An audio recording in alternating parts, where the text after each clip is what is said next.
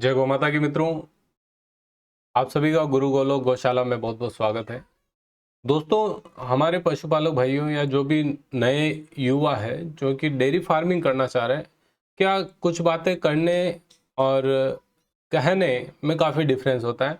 आजकल बहुत सारी भ्रांतियां चल रही है कि डेयरी फार्मिंग में बहुत ज़्यादा मुनाफा है। आप यूट्यूब पर देखेंगे तो भी आपको मालूम पड़ेगा कि हर वीडियो में आपको केवल यही शो किया जा रहा है कि बहुत पैसा कमाया जा रहा है डेयरी फार्मिंग से। डेयरी फार्मिंग में पैसा है, इसमें कोई इशू नहीं है, डाउट नहीं है। इसके साथ दो फायदे हैं। एक तो आप पशु सेवा भी कर सकते हैं और दूसरा मुनाफा भी कमा सकते हैं और अपना एक स्वयं का बिजनेस, स्वयं का व्यवसाय शुरू कर सकते हैं।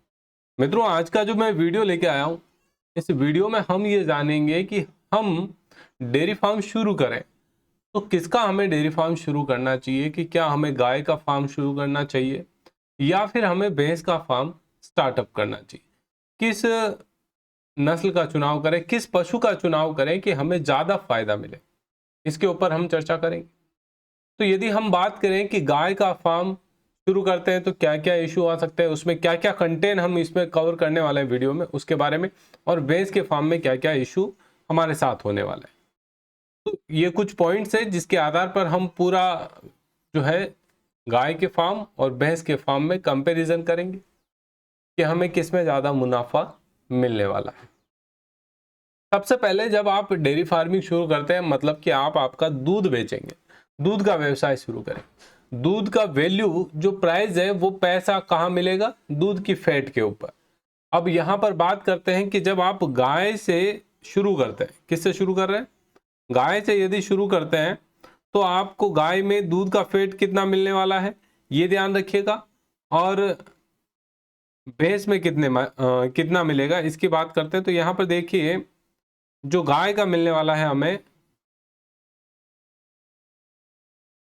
गाय में जो फैट रेशियो रहेगा वो रहेगा अप्रोक्स 3 से लेके 4.5% आपको फैट देखने को मिलेगी दूध में। पूरा वीडियो ध्यान से सुनिएगा, इंफॉर्मेशन बहुत ही महत्वपूर्ण है यदि आप इस व्यवसाय में आना चाह रहे हैं। ठीक है, 3 से 4% आपको यहाँ पर गाय के अंदर दूध में फैट मिलेगा। वही भैंस की बात करें तो भैंस में ये 7 से 8% तक हमें देखने को मिलता है। मतलब यदि गाय का दूध का वैल्यू 30 से 40 रुपए आ रहा है तो भैंस की दूध का वैल्यू 50 से 60 रुपए आसानी से हमें मिल जाने वाला है। अब हम बात करते हैं दूध की क्षमता, कितनी कैपेसिटी इसकी रहती है, मिल्किंग कैपेसिटी। तो मिल्किंग कैपेसिटी की हम बात करें तो गाय में ज्यादा दूध देने की कैपेसिटी होती है, ज्यादा दूध देती है गाय। हम बात करें 20 लीटर तक आसानी से हमें गाय मिल जाती है दूध देने वाली। तो वहीं भैंस की हम बात करें तो भैंस की हमें 15 लीटर कैपेसिटी की भैंस भी हमें देखने को आसानी से मिल जाती है। तो ये ध्यान रखना, दूध ज्यादा कौन देगी? गाय देगी। और फैट किस में ज्यादा रहेगा? तो फैट की बात करेंगे दोस्तों तो ध्यान रखिएगा भैंस में हमें ज्यादा फैट मिलेगा।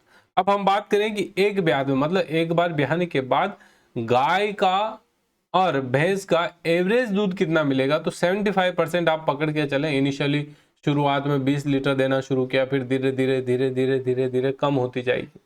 तो ऑन एवरेज हम बात करें 100 में से 75% इसका एवरेज बैठेगा दोनों का, गाय और भैंस का। ठीक है, तो 75% एवरेज की हम बात करें तो 20 का लगभग हम बात करें 15 के आसपास आ जाएगा, और 15 लीटर का हम 75% करेंगे तो लगभग 11 लीटर के आसपास हमें एवरेज दूध मिल जाएगा भैंस में। क्लियर?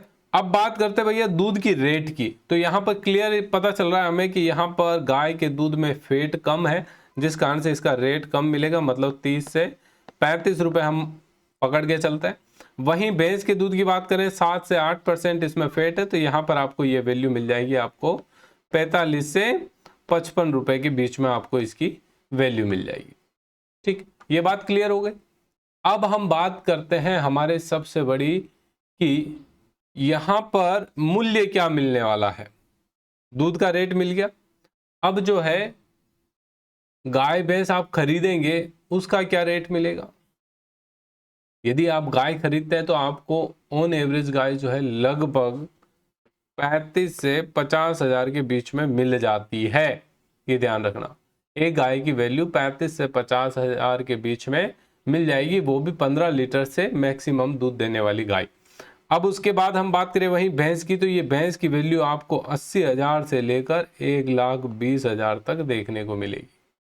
80,000 से 1,20,000 तक भैंस की वैल्यू देखने को मिलेगी। मतलब हमें एक भैंस की वैल्यू में 2 गायें मिल जाएगी। यहां पर बेनिफिट हो जाएगा। एक भैंस की वैल्यू 15 लीटर दूध दे रही है और वहीं एक गाय 20 लीटर दूध दे रही है, तो दूध कैपेसिटी में तो गाय ऑलरेडी आ गई है। और लेकिन जब आप एक भैंस खरीदने के लिए जो पैसा लगाएंगे 80,000 से 1,20,000 के आसपास का, 1,00,000 रुपए हम एवरेज पकड़ के चलते हैं, तो वहीं 1,00,000 रुपए में आपको 2 गायें मिल जाएगी। मतलब आपको 2 मिल्किंग काऊ आप लेके आएंगे। एक तो रिस्क फैक्टर कम हो जाएगा। आते ही मान लो कुछ इश्यू हो गया, गाय एक्सपायर हो गई, कुछ भी हो गया, पशु एक्सपायर हो गया, तो आपका पूरा बजट जीरो हो जाएगा। लेकिन आपके पास 2 है तो एक अगर बीमार हुआ तो भी दूसरा आपको बचाए रखेगा, ये बेनिफिट हो जाएगा। दूसरा, एक गाय आपको 20 लीटर के आसपास अगर दूध देती है तो आपके पास 2 गायें हो गई, मतलब 40 लीटर दूध हो गया। और यहां पर एक भैंस लेके आएंगे तो वहां पर आपको कितना लीटर दूध मिल रहा है? 15 लीटर।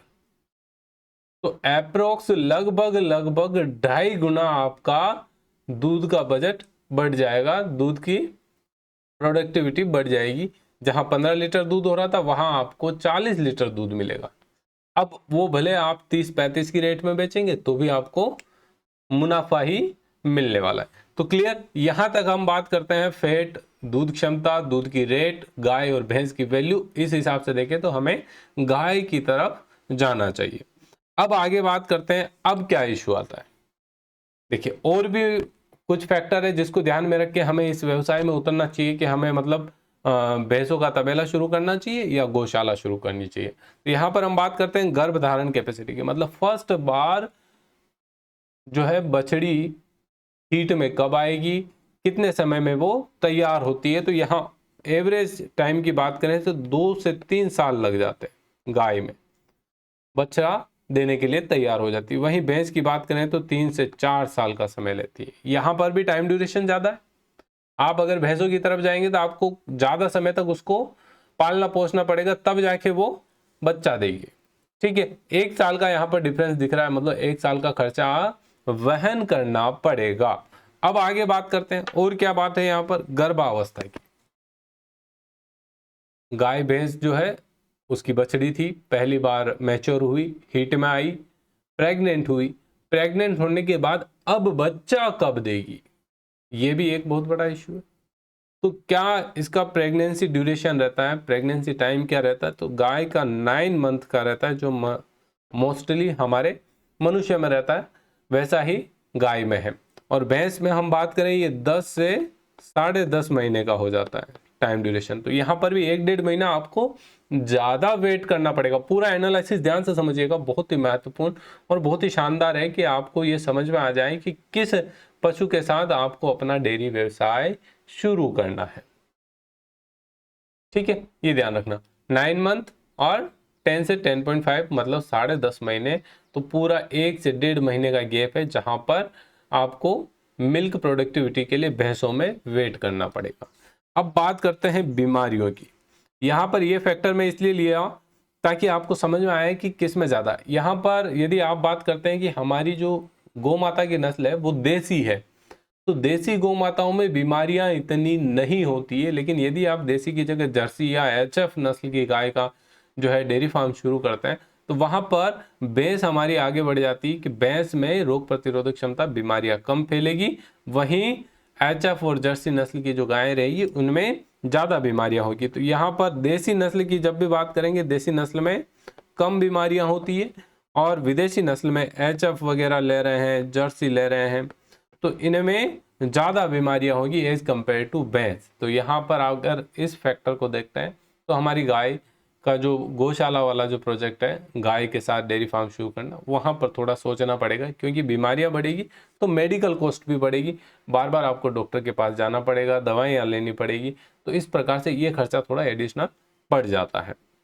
अब बात करते हैं भैया कि लेबर कॉस्ट कितनी आएगी। आप डेयरी फार्म शुरू करना चाह रहे हैं, एक व्यावसायिक स्तर पर इसे शुरू करेंगे, लेबर भी रखेंगे, मजदूर भी रखने पड़ेंगे, तो उसमें लेबर कॉस्ट किस में कम आती है, गौशाला में या फिर जो है भैंसों के तबेले में। तो भैंसे ध्यान रखना एक लड़ाकू प्रवृत्ति की होती है। क्या होती है? ये लड़ाकू प्रवृत्ति की होती है, जिस कारण से आप इन्हें एक तो खुला नहीं छोड़ सकते, क्योंकि पता नहीं कब ये एक दूसरे से लड़ जाए और एक दूसरे को हार्म कर दे। तो ये ध्यान रखना। इस कारण से भैंसों को मेंटेन करने के लिए लेबर ज़्यादा चाहिए होती। मान लीजिए कि गायों को और रखने के लिए 2 लेबर की जरूरत है, 20 से 25 गायें, उसमें आप 2 लेबर रखते हैं तो सफिशिएंट हो जाता है। वहीं यदि भैंसें हैं तो वहां पर 2 की जगह आपको 4 लेबर रखनी पड़ेगी। जस्ट लेबर कॉस्ट दुगनी हो जाती है। इस बात को समझना। गायें ओपनली खुले में रह सकती है, कोई दिक्कत नहीं, केवल दूध निकालते समय दाना देते समय बांधो, बाकी खुला छोड़ दो। भैंसों को ऐसा नहीं रख सकते, तो जिस कारण से इनको मेंटेन करने के लिए लेबर कॉस्ट बढ़ जाती है, लेबर की संख्या बढ़ जाती है और हमारी खर्च भी बढ़ जाती है। जगह की बात करें, गायें लड़ाकू प्रवृत्ति की नहीं होती है, मिलनसार प्रवृत्ति की होती है, खुले में एक साथ रह सकती है, एक दूसरे को नुकसान बहुत ही रेयर केस में पहुंचाती है, जिस कारण से इनको कम जगह में भी रखा जा सकता है। मतलब कम जगह आपको शुरुआत में इन्वेस्टमेंट आपका कम बैठ जाएगा, आपको कम जगह खरीदनी पड़ेगी। अगर आप मान लीजिए कि 20 गायें रख रहे हैं तो उतने ही एरिया में भैंसों की बात करेंगे तो 10 भैंस आप रख पाएंगे, इतना डिफरेंस है। तो जगह भी आपको कम लगेगी गायों के लिए और भैंसों के लिए जगह आपको ज़्यादा लगेगी, ये बात ध्यान रखना। अब बात करते हैं मिल्किंग की। आप जब डेयरी व्यवसाय कर रहे हैं तो दूध उत्पादन हो रहा है। मान लीजिए आपके पास 20 गायें हैं, 20 गायों में से 10 गायें दे रही है दूध। अब 10 गायों का दूध निकालने के लिए आपको मैन पावर लगानी पड़ेगी। ये ध्यान रखें, एक आदमी कितनी देर निकालेगा, तो उसके लिए लेबर कॉस्ट बढ़ रही है यहाँ पे। लेकिन एक फायदा क्या है, हमारी जो गौ माताएं हैं वो मिल्किंग मशीन पर जल्दी से आ जाती है, जल्दी से वो मिल्किंग मशीन पर सेट हो जाती है, मिल्किंग मशीन के माध्यम से दूध निकलवा लेती है। लेकिन जब हम यही भैंसों की बात करते हैं तो भैंसें मिल्किंग मशीन पर जल्दी से नहीं आती, मतलब मिल्किंग मशीन के माध्यम से दूध निकालने नहीं देती है। ये सबसे बड़ा इशू रहेगा। तो यहाँ पर भी हमारे पास नुकसान ही है। भैंसों के तबेले में मैन पावर ज्यादा रखो दूध निकलवाने के लिए, हर जगह घूम फिर के एक ही कॉस्ट आ जाती है, हमारी लेबर कॉस्ट बढ़ जाती है। जगह भी ज़्यादा चाहिए, गाय भैंसों को जो है मूवमेंट कराने के लिए, उनकी केयरिंग के लिए लेबर भी ज़्यादा चाहिए, दूध निकालने के लिए भी मैन पावर ज़्यादा चाहिए। तो एटलीस्ट सब जगह हमारी लेबर कॉस्ट बढ़ जाती है भैंसों के मामले में, वहीं गायों के मामले में ये बहुत कम रहती है। आगे बात करें मित्रों तो देखना दूध मेंटेन की। गाय ब्याई हमारी, भैंस ब्याई, ब्याहने के बाद कितने समय तक रेगुलर फ्रीक्वेंसी में दूध देती है, मतलब 1 महीना, 2 महीना, 3 महीना, बराबर 15 लीटर दे रही है तो 15 लीटर ही देती रहेगी। ऐसा किस में अच्छा रहता है, गाय में या भैंस में? तो ध्यान रखना कि जो गाय है वो मिल्क को मेंटेन करके चलती है, 3 से 4 महीने तक बराबर कंटिन्यूस एक जैसा दूध दे सकती है। लेकिन भैंसों में ऐसा नहीं होता। मिल्क मेंटेन कौन करती है? गाय करती है। लगभग 3 से 4 महीने तक आपको सेम प्रोडक्टिविटी दे सकती है। 15 लीटर दे रही है तो 15 लीटर ही देती रहेगी, लेकिन भैंस 15 लीटर दे रही है तो धीरे धीरे जल्दी से डाउन हो जाएगी। ये सबसे बड़ी समस्या है। फेट ज्यादा है, केवल फेट को देखकर ही आप भैंस को मत खरीदना, क्योंकि प्राइस भी बहुत ज्यादा है। उसके बाद खरीदी के बारे में हमने डिस्कस कर ही लिया, खरीदी भी कर ही सकते हैं। इसमें एक बात और है, जब आप सेल करेंगे, बेचेंगे तो हमारी गाय के साथ हमारे भारतवर्ष में धार्मिक आस्था जुड़ी हुई है, तो हम गायों को सेल करने में इशू हो जाता है। केवल पशुपालक भाइयों को ही बेच सकते हैं, लेकिन जो भैंस वगैरह है, भैंस है या फिर भैंस के जो बछड़े हैं, इन बछड़ों को आसानी से सेल किया जा सकता है मांस के लिए भी। तो जिस कारण से यहाँ पर एक इशू हो जाता है, सेलिंग में कोई इशू नहीं रहता। लेकिन मित्रों ये ध्यान रखिएगा कि गौ माता की जब आप डेयरी शुरू करेंगे तो गाय के दूध के बहुत सारे फायदे हैं, और वर्तमान समय में लोग गायों के, वो भी देसी गायों के दूध के लिए तरस रहे हैं, क्योंकि लोगों की हेल्थ काफ़ी बिगड़ चुकी है। अपनी हेल्थ को, पहला सुख निरोगी काया है ना, जब तक हमारी हेल्थ अच्छी नहीं होगी तब तक हम पैसा इकट्ठा करके क्या कर लेंगे। तो लोगों के लिए अब मिल्क प्रोडक्ट, मतलब देसी गायों का अमृत दूध चाहिए, जिस कारण से वर्तमान समय में देशी गोपालन को काफ़ी बढ़ावा दिया जा रहा है। हम बात करें कि हमारे गवर्नमेंट सेक्टर में भी काफ़ी सब्सिडी मिल रही है, यदि गौशालाएं चलाई जा रही है तो वहाँ पर भी बहुत सारे अनुदान दिए जा रहे हैं। अब बात करते हैं मित्रों खाने का खर्च। खाने के खर्च की बात करें, अप्रोक्स दोनों में लगभग समान ही आता है। जितना डाइट आप गाय को देते हैं उतनी ही डाइट भैंस भी खाती है। जैसे 20 से 25 किलो हरा चारा खाती है, 4 से 5 किलो हम बात करें सूखा चारा देना है। उसके बाद दाना बात करें तो दाना तो 2.5 से 3 लीटर दूध के ऊपर 1 केजी दाना दिया जाता है। उसी प्रकार से गाय भैंस में सिमिलर रहता है। तो कॉस्टिंग खाने की यहाँ पर बराबर हमें पड़ने वाली है, इसमें कोई डाउट नहीं। तो खाने के हिसाब से देखे जाए तो दोनों पशु बराबर खर्च करेंगे। अब बात करते हैं भैया रिपीटर की समस्या क्या है। रिपीटर समस्या क्या होती है? तो साथियों, रिपीटर समस्या की बात करें कि मान लीजिए एक बार गाय प्रेग्नेंट हुई, भैंस प्रेग्नेंट हुई, बच्चे को जन्म दिया, जन्म देने के बाद दूसरी बार फिर से प्रेगनेंसी के लिए तैयार कब होती है? और जब उसको प्रेगनेंसी के लिए तैयार होती है, वो हीट साइकिल में होती है, क्रॉस करवाया जाता है, और उसके गर्भ ठहरने की प्रोबेबिलिटी कितनी हो जाती है? गायों में अक्सर देखा जाता है कि गर्भ ठहरता नहीं है जल्दी से, बार बार उन्हें या तो एआई के माध्यम से या फिर सांड के माध्यम से क्रॉस करवाना पड़ता है। ठीक है, सांड लगाना पड़ता है। तो इस प्रकार से यहाँ पर रिपीटर समस्या हमारे गायों में बढ़ जाती है। इसका कारण भी मैं एक बताता हूँ। रिपीटर समस्या भी सबसे ज्यादा जो आती है वो आती है विदेशी नस्लों में, जर्सी हो गई या फिर हमारी एचएफ नस्ल हो गई उसमें। दूसरा, गायों के अंदर हम केवल मिल्किंग, अब गाय जब ज्यादा दूध दे रही है तो उसके पोषक तत्वों का भी प्रॉपर ध्यान रखना पड़ता है। हम प्रॉपर ध्यान नहीं रखते हैं, जिस कारण से ये रिपीटर समस्या बढ़ जाती है। आप यहाँ देखेंगे कि भैंस इतना ना तो दूध देती है, दूध देने का ड्यूरेशन भी कम रहता है, दूध देने का ड्यूरेशन भी कम रहता है। उसके बाद वो प्रेग्नेंट होती है और उसके बाद बछड़ा देने का टाइम ड्यूरेशन भी बढ़ जाता है। तो एटलीस्ट यहाँ पर भैंस एज कंपेयर टू गाय रिपीटर समस्या में कम आती है।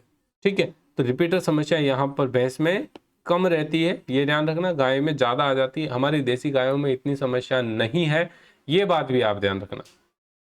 मैं जर्सी, एचएफ और हमारे देसी नस्ल की गायों तीनों को लेकर कंपैरिजन कर रहा हूँ। देसी गायों में इतनी समस्या नहीं आती। अब बात करते हैं मिल्क सप्लाई।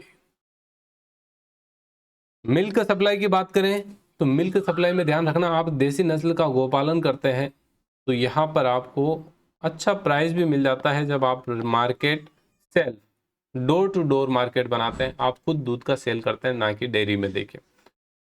और भैंसों की बात करें तो भैंसों के दूध का प्राइस फैट के आधार पर मिल जाता है, लेकिन आप इसका सेलिंग मार्केट बनाने में बड़ा इशू आएगा।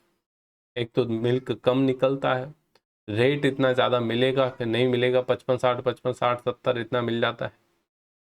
ठीक है, तो यहाँ पर मिल्क सप्लाई की बात करें तो हमारी गाय यहाँ पर आगे आ जाती है, गोमाता हमारी जीत जाती है। उसके बाद नेक्स्ट बात करते हैं खाली समय, ड्राई पीरियड। पशु का ड्राई पीरियड कितना रहता है? तो जो हमारे गाय का ड्राई पीरियड है मुश्किल से 2 महीने, लेकिन वही भैंस की बात करें तो 3 से 4 महीने चला जाता है। 3 महीने तो आप पकड़ के चलिए, भैंसों में खाली उनको छोड़ना ही पड़ेगा जब वो कुछ भी नहीं देगी। तो ये खाली समय, ड्राई पीरियड गायों में कम रहता है एज कंपेयर टू भैंस। भैंसों में क्या रहेगा? ज़्यादा रहेगा। तो हमें यहाँ पर खाली पीरियड मतलब हमारे लिए तो नुकसान ही है, हमारे लिए मिल्क की प्रोडक्टिविटी घट गई, प्रोडक्शन घट गया, तो उस समय हमें तो नुकसान ही होने वाला। तो यहाँ पर ये बात भी ध्यान रखिए। अब हम बात करते हैं ब्यात। ब्यात की बात करें तो ब्यात में भी ध्यान रखना, एक बार ब्याने के बाद लगभग ज्यादा समय तक दूध देती है, ज्यादा समय तक, ये 360 दिन तक भी दूध दे देती है गाय, लेकिन भैंसें नहीं देती। भैंसें 7 से 8 महीने मैक्सिमम, 7 से 8 मान लो, 7 से 9 महीने मान लो, इससे ज्यादा भैंसें दूध नहीं देगी, फिर आनाकानी करने लग जाएगी, परेशान करेगी। तो ये सारे इश्यूज जो थे और जो जो पॉइंट्स हमें ध्यान में रख के हमारे डेयरी फार्म को शुरू करना चाहिए, इसके बारे में हमने चर्चा करी। दोस्तों, उम्मीद करूंगा कि आपको ये वीडियो काफ़ी अच्छा लगा होगा, कंटेंट पसंद आया होगा। यदि अच्छा लगा, पसंद आया तो ज़्यादा से ज़्यादा शेयर करिए और ऐसे ही ज्ञानवर्धक वीडियो को देखने के लिए आप हमारे साथ जुड़ सकते हैं। जय गौ माता।